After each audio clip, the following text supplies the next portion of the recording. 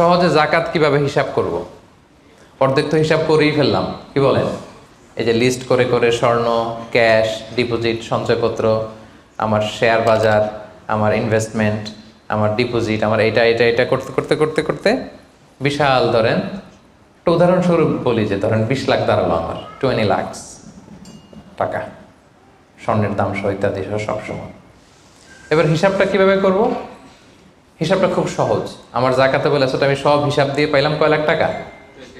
20 লাখ। এবার আমার যদি ঋণ থাকে, আমি ঋণটা এখান থেকে বাদ দেব। আমরা শুরুতে বলছিলাম এক ধরনের ঋণ আছে একবারে দিয়ে দিতে হবে, এরকম একবারে ঋণ দেওয়ার যদি আমার কিছু থাকে ওইটা আমি বাদ দেব। ধরেন আমার একবারে ঋণ দেওয়ার আছে 5 লাখ টাকা, যেটা আমাকে একবারই পরিশোধ করতে হবে অল্প কিছুদিনের মধ্যেই, তাহলে এটা আমি বাদ দিতে পারবো। তো 5 লাখ টাকা যদি 20 লাখ টাকা থেকে বাদ দিয়ে কত থাকে?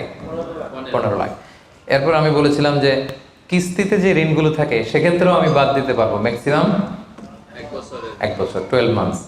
ধরেন যে বড় একটা কিছু আমি কিনেছি, সেখানে 12 মাসের আমার যে ঋণ, সেই ঋণ আসতেছে ধরেন যে কিস্তিতে, ধরেন আরো 5 লাখ, তাহলে কত বাদ গেল? 5 এ 10 লাখ, থাকলো কত? এই 10 লাখ হচ্ছে আপনার নাও জাকাতেবল অ্যাসেট। এই 10 লক্ষের উপর আপনি 2.5% জাকাত দিবেন। আর হিসাবটা যদি আপনি সূর্য বছর অনুযায়ী করেন তাহলে 2.58% দিবেন। সহজ হয়ে গেছে না মোটামুটি? হ্যাঁ, মোটামুটি সহজ হয়েছে না? এরপর এক একজনের এক এক ধরনের বিজনেস, এক এক ধরনের কোশ্চেন থাকবে। এটা পার্সোনালি কোনো মুফতির কাছে বা যে কোনো স্কলারের কাছে আপনার পার্সোনাল আলাদা করে হিসাব করা লাগলে এটা করে নেবেন। কিন্তু ওভারঅল জাকাতের কিভাবে ক্যালকুলেট করতে হয় এবং প্রসেসটা কি, রাইট প্রসেস, এটার একটা ধারণা তো আপনারা পেয়েছেন নাকি? বুঝতে পারছেন না সবাই? আচ্ছা, এরপরে বলেছিলাম ফসলের জাকাত, মানে কৃষি সম্পদের জাকাত। কিছু চাষ করলেই জাকাত দিতে হয় না, এটার একটা নিসাব আছে। সেটা হচ্ছে কমপক্ষে 18 মণ। কমপক্ষে কয় মণ? 18 মণ। কমপক্ষে 18 মণ হইলে ফসলের জাকাত দিতে। আল্লাহ বলেন, ইয়া আইয়ুহাল্লাযীনা আমানু আনফিকু মিন তাইয়্যিবাতি মা কাসাবতুম ওয়া মিম্মা আখরাজনা লাকুম মিনাল আরদ। জমিন থেকে যেটা উৎপন্ন করে দেই এটাও আল্লাহর রাস্তায় দান করো। ওয়া আতু হাক্কাহু ইয়াওমা হাসাদি, যেদিন ফসল হারভেস্টিং করে ঘরে তুলবেন ওই দিনই জাকাত দিতে হবে। মজার ব্যাপার হচ্ছে ফসলের ক্ষেত্রে বা কৃষিজ পণ্যের ক্ষেত্রে কিন্তু 1 বছর অপেক্ষা করা লাগে না।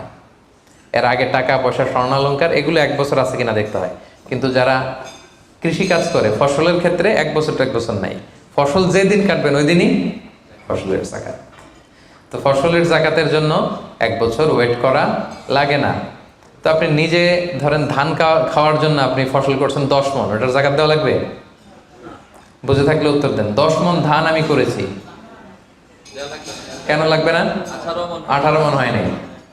দেখেন শরীয়ত কত সুন্দর, কিছু আপনি করলেই জাকাত দিতে বলে নাই। এটা একটা স্ট্যান্ডার্ড আছে। লাইসা ফিমা দুনা খামসাতে আউসুকিন সাদাকা, 5 ওসাকের নিচে জাকাত হয় না। 1 ওসাকে কত এভাবে হিসাব করে বের করা হয়েছে 720 কেজি, 18 মণ। 18 মণের নিচে হইলে জাকাত দেওয়া লাগবে না। আর একটা ব্যাপার হচ্ছে যে কোনো ফসলে জাকাত হয় না যে ফসলগুলোকে গুদামজাত করা যায়। পচনশীল যদি হয় হবে না। যেমন আম রাখা যায়, কলা রাখা যায়, পেঁপে রাখা যায়, শাকসবজি রাখা যায়। রাখা যাবে হচ্ছে চাল, ডাল, গম, ভুট্টা, খেজুর, এগুলা গুদামজাত যদি করা যায়, ওগুলো যদি 18 মণ হয় তাহলে আপনি জাকাত দেবেন। তো জামের চাষ যারা করে তারা কি মোটেও দিবে না জাকাতের কোনো কিছু থাকবে না? হ্যাঁ থাকবে। তাদের হচ্ছে উরুদুত যারা ব্যবসার হিসাবে ওই যে হিসাব করবে যেদিন, ওই দিন দেখবে যে আজকে আমার বিক্রি করার মতো কয় খাঁচি আম আছে, 40 খাঁচি আছে, দাম কত, ওই অন্যান্যর সাথে যুক্ত করে নেবে। কিন্তু ফসলের দিতে হইলে কমপক্ষে 18 মণ, এবং এটা গুদামজাত করা যায় এমন পণ্য হইতে হবে। কিভাবে দিব বলেন? 18 মণের বেশি করছেন, ধরেন 100 মণ হয়েছে আপনার ধানের, কিভাবে দিবেন? 2.5% দিবেন না। ফসলের জাকাতের হিসাব হচ্ছে ওশর আর নিসফে ওশর। আরবি বুঝতে যদি কষ্ট হয় সহজ করে বলি, 10% আর 5%। ফসলের জাকাত হচ্ছে ভাই 10% আর 5%। 10% আরবিতে বলে ওশর। কখন 10%? যখন এটা ইরিগেটেড ল্যান্ড হয়, আল্লাহর দেয়া বৃষ্টির পানিতে চাষ হয়ে যায়, আপনার আলাদা করে সেচ দেয়া লাগে না, আল্লাহর দেয়া বৃষ্টিতেই হয়ে যায়। এটা হচ্ছে কস্ট ফ্রি কাল্টিভেশন, আপনার খরচ টরচ নাই, আল্লাহ বৃষ্টি দিছে, ধান বুনে দিছেন, হয়ে গেছে। এটা 10% দেবেন। 100 মণ হইলে 10 মণ। আরেকটা হচ্ছে আপনার সেচ দেয়া লাগে, এটা হচ্ছে কস্ট বেসড ইরিগেট কাল্টিভেশন, আপনার সেচ দেয়া লাগে। কীটনাশক দেওয়া লাগে, রাসায়নিক সার দেওয়া লাগে, নিড়ানি দেওয়া লাগে, এই করা লাগে সেই করা লাগে, আপনার খরচ বেশি। ওইখানে 10% না, ওখানে দেবেন কত পার্সেন্ট? 5%। 100 মন ধানে কয় মন দেখছেন? তার মানে the more you cost the less you pay, the less you cost the more you pay. সুবহানাল্লাহ। এখন যদি বলেন হুজুর আমার তো কিছু বৃষ্টির পানিতেও হয়, আবার আমিও কিছু পানি দিই, এখন কি করবেন বলেন দেখি, কে বলতে পারে? 7.5% দিবেন? এই তো ব্যবসায়ী হইলে কি সুবিধা। তখন আপনি মাঝামাঝি দিবেন, যেহেতু বৃষ্টির পানির ফ্যাসিলিটিও আপনি পেয়েছেন, আপনারও পানি শেষ লাগছে, দুইটা যেহেতু, তাহলে 5 আর 10 এর মাঝামাঝি কত? 7.5। তো আপনি তখন 7.5% দিবেন। এটা হচ্ছে বিশাল আলোচনারে এক নির্যাস আমি আপনাদেরকে শোনালাম। চলে গেল কৃষি সম্পদ। এবার পশু সম্পদের জাকাত কিভাবে দিবেন?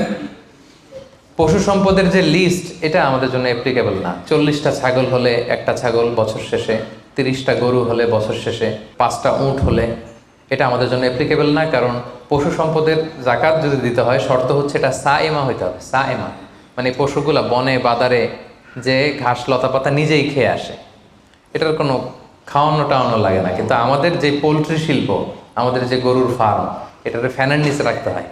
অস্ট্রেলিয়ান গাভী যারা পালে দেখবেন উপরে ফ্যান, যে দারোয়ান ওর ফ্যান নাই, কিন্তু গরুর উপরে ফ্যান। কারণ এই বাতাস না খেলে ওটা বাঁচবে না, ওইটারে ইঞ্জেকশন দিতে হয়, ওইটারে এই দিতে হয়, ওইটারে ভুসি খাওয়াও, ওইটারে এই খাওয়াও। তো এই পোলট্রি শিল্প, হ্যাচারি শিল্প, দুধের বিজনেস যারা করে, তাদের আসলে রাসূল সাল্লাল্লাহু আলাইহি ওয়াসাল্লাম যে পশু সম্পদের জাকাতের যে লিস্ট বলেছেন, ওইটার আওতাভুক্ত হবে না। তো তারা কি কোনো জাকাত দিবে না? দিবে। ওই যে উরুদুত্তি যারা ব্যবসায়ের পণ্য হিসেবে, আমি দুধ বিক্রি করি, সো আজকে যখন আমি হিসাব করব, আমি দেখবো যে আমার কত লিটার রেডি টু সেল, জানলাম যে 300 কেজি আজকে আমার দুধ আসলে বিক্রি হবে, এটার দাম কত, এটা আমি যোগ দিয়ে দেব। জাকাতে বলে অ্যাসেট যত আছে এগুলোর সাথে যোগ দিয়ে হিসাব করবো। বুঝতে পারছেন? সহজ হয়ে গেল না? Be a part of our vision. Do listen,